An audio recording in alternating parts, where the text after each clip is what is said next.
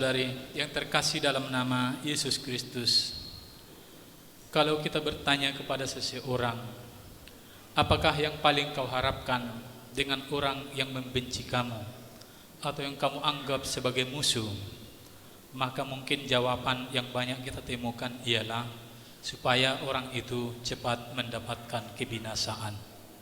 Kalau ada orang sekarang ini di hati kita yang kita sangat membenci orang itu, yang juga selalu kita sudah nasihatkan atau kita minta orang lain supaya dia berubah dan dia tidak mau melakukannya, maka banyak dari antara kita, saya yakin, supaya berdoa dan agar orang itu cepat lenyap dari muka bumi ini. Perasaan seperti itu Bapak Ibu Saudara-saudara terkasih, di mana ada orang-orang yang kita tidak sukai dan kita menginginkan supaya orang itu binasa, ternyata tidak hanya dirasakan oleh manusia yang seperti kita ini. Dalam bacaan pertama, di mana dikisahkan kepada kita kisah Nabi Yunus, ternyata Yunus juga mengalami hal yang seperti itu.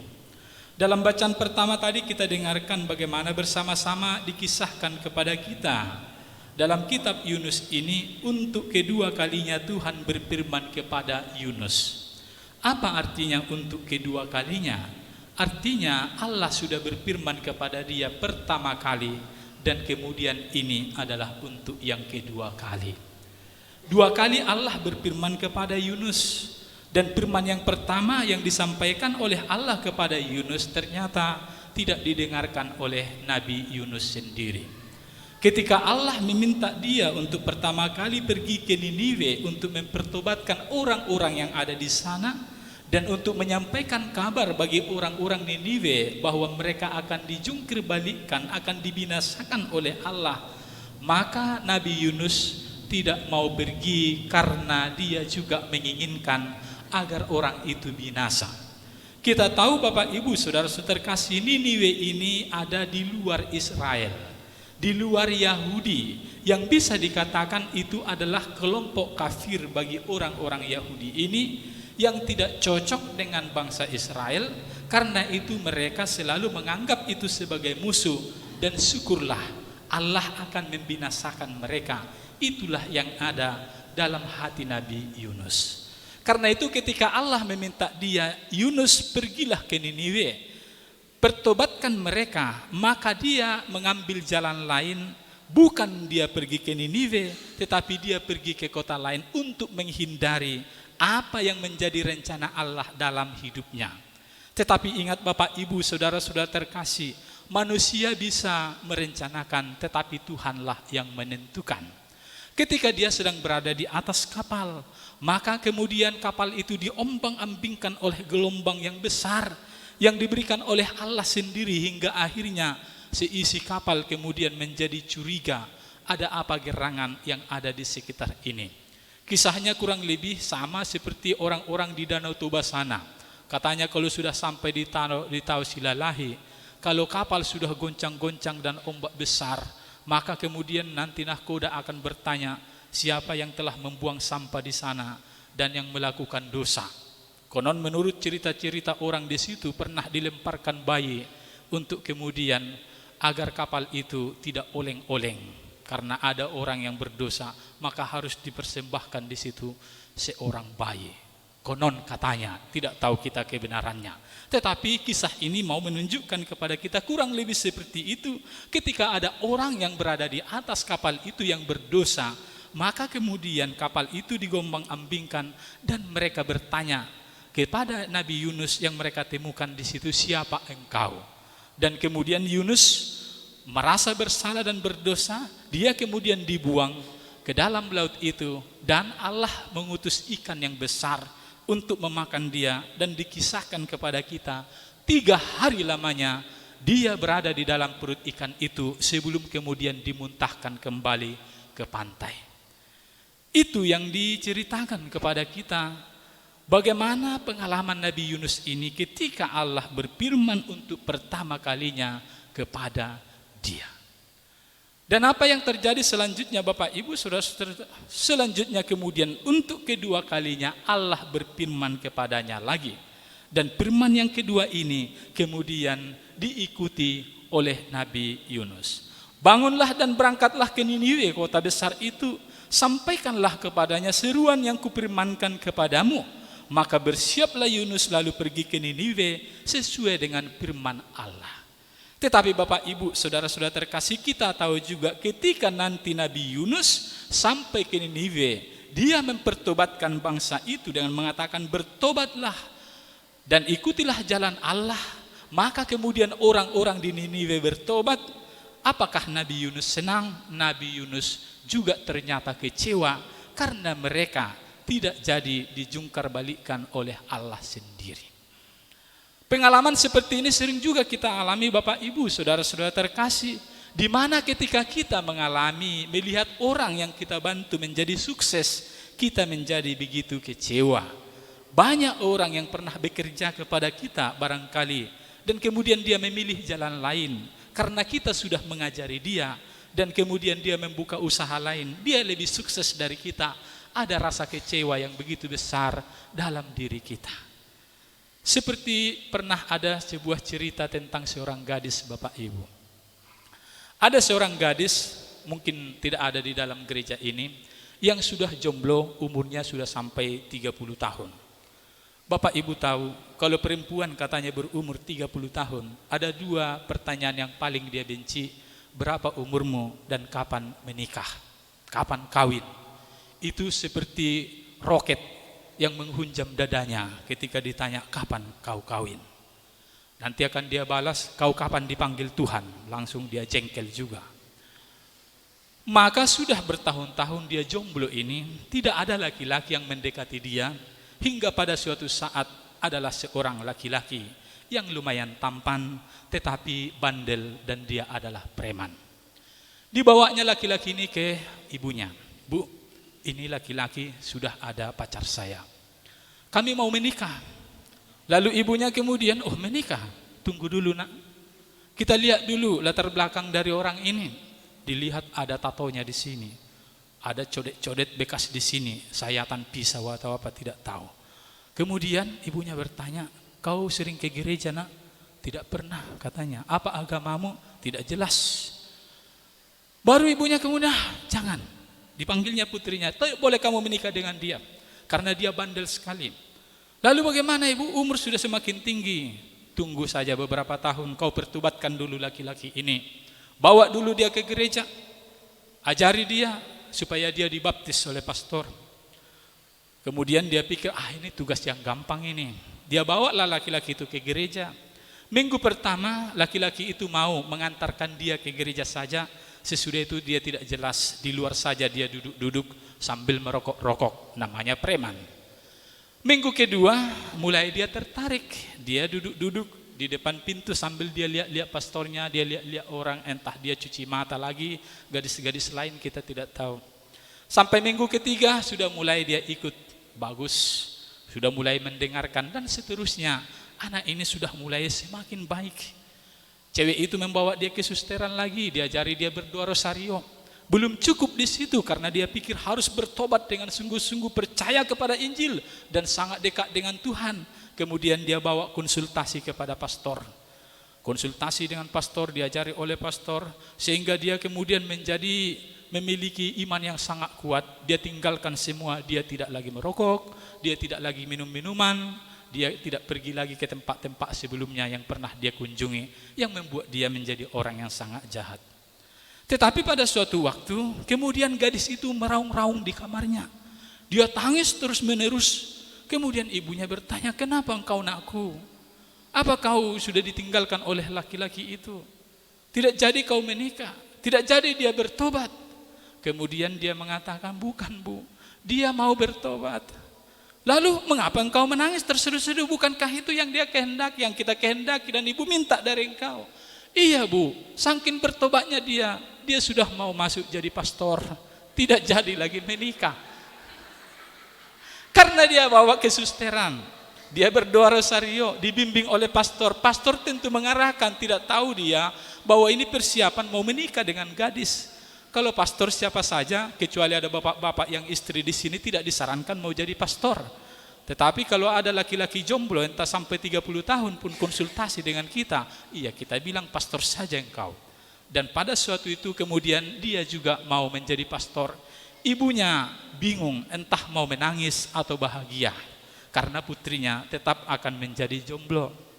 Sering sekali Bapak Ibu saudara-saudara terkasih, kita juga mengalami hal yang seperti itu. Bukan hanya kita, Nabi Yunus juga mengalami hal yang seperti itu. Dia kemudian mengalami kekecewaan. Dia tidak suka orang-orang di Niniwe bertobat. Karena apa? Karena dia anggap orang ini penjahat. Ketika orang-orang di Niniwe pun bertobat dan Allah memelihara menjaga mereka, dia juga ada perasaan yang kurang puas. Hari ini Bapak Ibu saudara-saudara terkasih, kita juga harus mengingat orang-orang yang sukses yang telah kita buat. Siapa tahu ada tersisa perasaan dendam di hati Bapak Ibu sekalian. Kita harus bersyukur bahwa kita mampu membuat orang menjadi lebih baik. Kita harus bersyukur bahwa kita bisa mengantar orang lain untuk semakin dekat dengan Tuhan. Karena itulah maka penting kita renungkan hari ini Bapak Ibu saudara-saudara terkasih, bagaimana supaya kita bisa hidup lebih bahagia. Tidak seperti orang yang senantiasa ada dendam dalam dirinya. Injil hari ini mengingatkan kita pada panggilan kedua yang dialamatkan kepada Yunus. Mengapa kemudian dia bisa pergi ke Niniwe untuk mempertobatkan orang itu? Karena dia mengubah fokus hidupnya. Fokus hidupnya yang selama ini dia hanya memikirkan dirinya sendiri, egoismenya, bangsanya sendiri, permusuhan mereka dengan orang-orang di Niniwe. Pada panggilan kedua, sesudah dia masuk dan ditelan oleh ikan, itu juga menjadi simbol bagi kita. Bagaimana nanti peristiwa Yesus disalibkan selama 3 hari dan kemudian dia mengalami kebangkitan. Di dalam perut ikan dia mengalami retret yang besar. Di situ dia merenungkan bahwa dia sudah sangat egois kepada Tuhan. Dia adalah seorang nabi yang memang berfungsi ditunjukkan oleh Tuhan bagi dia untuk mempertobatkan orang lain, tetapi dia tidak mengikuti jalan Tuhan itu. Dia kemudian menyadari bahwa dia telah salah mengarahkan panggilan Tuhan ke tempat lain hanya karena egoisme dia sendiri, hanya karena dia juga mengikuti apa yang menjadi perasaan umum bangsa Israel bahwa musuh-musuh harus dilenyapkan. Tetapi sesudah dia mengalami retret agung selama 3 hari di perut ikan itu, dia menyadari bahwa dia adalah Nabi Allah yang memang harus mempertobatkan orang lain. Dia ubah sekarang orientasinya kembali ke jalan Tuhan. Dan itulah sebabnya maka panggilan kedua ini kemudian dia ikuti Allah.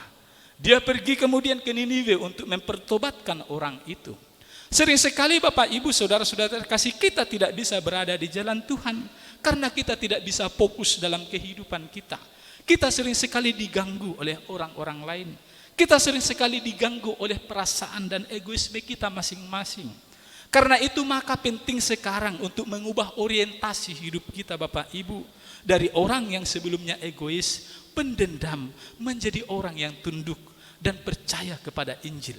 Bertobatlah dan percayalah kepada Injil. Itulah yang mesti kita renungkan pada hari ini untuk lebih fokus lagi pada jalan Tuhan. Pernah ada seorang ibu, Bapak Ibu, bukan ibunya yang tadi itu, ibu yang lain ini, datang kepada pastor untuk kemudian minta ganti gereja. Dia katakan, pastor, saya mau pindah gereja. Lalu pastor itu mengatakan, kenapa ibu mau pindah gereja? Tidak enak di Katolik itu bergereja. Kenapa? Ribut kali. Tidak ada AC-nya. Banyak anak-anak jalan-jalan, tidak nyaman di gereja itu. Oh begitu Bu? Iya, karena itu saya mau pindah ke gereja yang nyaman, yang ada AC-nya, yang tidak ribut anak-anak. Boleh pastor? Pastor itu mengatakan ini bukan persoalan boleh atau tidak. Karena menganut agama itu hak setiap orang. Tetapi sebelum ibu pindah ke sana, saya mau kasih tugas dulu kepada ibu. Tugas apa katanya? Minggu depan sebelum ibu pindah ke gereja lain, bawa dulu gelas. Untuk apa katanya? Bawa sajalah gelas itu, kata pastor itu. Kemudian ibu itu membawa gelas. Minggu depannya pastor mengambil air suci dan kemudian mengisi gelas itu dengan penuh. Sesudah itu pastor menyarankan dia, nah sekarang kau keliling gereja ini dan usahakan supaya air kudus ini tidak tumpah. Ibu itu menjalankan perintah itu karena penuh gelas ini dengan air, maka dia kemudian menjadi sangat hati-hati untuk mengitari gereja itu sampai ke tempat dia semula. Dan kemudian pastor itu melihat, apakah airnya tumpah? Ibu itu mengatakan, airnya tidak tumpah, pastor. Mengapa airnya tidak tumpah, Bu? Kemudian ibu itu mengatakan, airnya tidak tumpah, pastor, karena saya fokus sekali kepada gelas ini dan berjalan terus menerus supaya air itu tidak tumpah. Bapak, Ibu, saudara-saudara terkasih, ini menjadi cerita kita masing-masing. Kita hanya bisa dekat dengan Tuhan, fokus kepada Tuhan sendiri dengan mengabaikan suara-suara lain. Banyak hal yang menggoda kita untuk meninggalkan jalan Tuhan. Banyak cara-cara yang ditempuh oleh orang lain untuk menggagalkan kita agar semakin dekat dengan Tuhan. Mungkin juga pagi ini ada begitu banyak ibu yang sedang tergoda untuk mengajak tidak pergi ke gereja, tetapi ke tempat rekreasi terlebih dahulu. Mungkin juga kebanyakan dari kita sekarang ini sudah memang meninggalkan jalan itu. Karena itulah kita sampai hari ini, karena kita mau fokus kepada Tuhan. Kalau Bapak Ibu datang ke gereja kita bukan mau menunjukkan identitas kita. Ke gereja kita bukan mau menunjukkan penampilan kita. Kita pergi ke gereja untuk fokus kepada Tuhan. Maka ketika kita berdoa, ada begitu suara banyak di luar, itu bisa kita abaikan dengan cara kembali berfokus kepada Tuhan. Hanya dengan fokus kepada Tuhan, mengalihkan hidup kita yang sebelumnya, bisa kita tempuh dengan cara terus-menerus ada dalam kehendak Tuhan. Karena itulah maka dalam bacaan Injil hari ini, sangat tepat dikisahkan kepada kita ketika Yesus memanggil murid-muridnya yang pertama. Mengapa murid-murid itu langsung kemudian bisa mengikuti Yesus? Karena mereka memang fokus pada panggilan Tuhan. Ketika Yesus mengatakan kepada mereka untuk meminta mereka bertobat, saatnya telah genap, kerajaan Allah sudah dekat, bertobatlah dan percayalah kepada Injil. Dan kemudian diceritakan kepada kita ketika Yesus sedang berjalan menyusur danau Galilea, ia melihat Simon dan Andreas, saudara Simon. Mereka sedang menebarkan jala di danau sebab mereka itu penjala ikan. Yesus berkata kepada mereka, mari ikutlah aku, dan kamu akan kujadikan penjala manusia. Kata-kata Yesus ini, mari ikutlah aku, dan kamu akan kujadikan penjala manusia, hanya bisa bergaung dalam diri murid ini yang akan mengikuti Yesus, karena mereka memang fokus pada kata-kata Yesus. Kalau mereka tidak fokus pada kata-kata Yesus, tentu nanti mereka akan meninggalkan Yesus dan tidak mengikuti Yesus. Bayangkan Bapak Ibu saudara-saudara terkasih, ketika ada suara-suara lain yang mengatakan nanti kepada mereka, jangan ikuti Yesus, kamu tetap menjadi penjala manusia, penjala ikan, karena kamu akan menjadi kaya raya.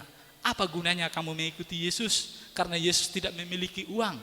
Itu godaan-godaan, tetapi semua itu mereka tinggalkan. Mereka fokus kepada suara Tuhan, mari ikutlah aku dan kamu akan kujadikan penjala manusia. Hari ini Bapak Ibu saudara-saudara terkasih, orientasi kita harus beralih kepada Yesus, dan itu hanya bisa terjadi ketika kita fokus pada suara Tuhan. Saatnya telah genap, kerajaan Allah sudah dekat, bertobatlah dan percayalah kepada Injil. Kata-kata yang harus kita fokuskan dalam kehidupan kita, dan kata yang lain ialah mari ikutlah aku dan kamu akan kujadikan penjala manusia. Amin.